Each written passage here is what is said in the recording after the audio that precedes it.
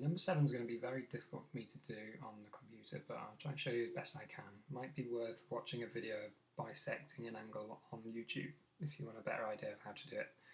Anyway, we need to use ruler and compasses to bisect this angle, so that means we can't just measure it with a protractor, half that angle, and then draw a line through. So what I want you to do is set up your compass so that the point is on the very corner of our angle, there.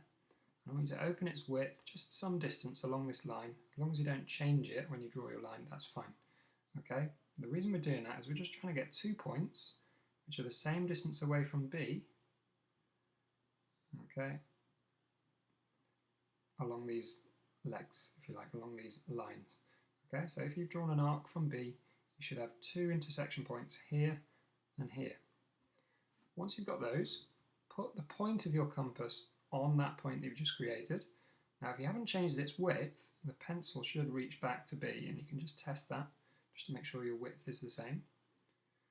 But we're not going to draw some crossover points at B because we already know it will go through there. What I want you to do is instead spin it around so that the pencil's over here, and I want you to draw part of the arc there from this point. Okay, it should make a full circle like that around that point if you wanted it to, but we only want the part that's over here in the mouth of the angle. Okay, once you've done that, keep the compass width the same still, put the point on this intersection point over here, and create another one. So it should give you an arc like that, roughly, very roughly.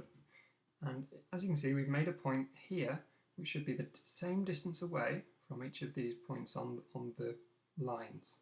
Okay, and if it's the same distance away from there, it's the same distance away from each of these lines at any point. So the last thing you do is you connect up with a straight line through that intersection point back to B. And we're done.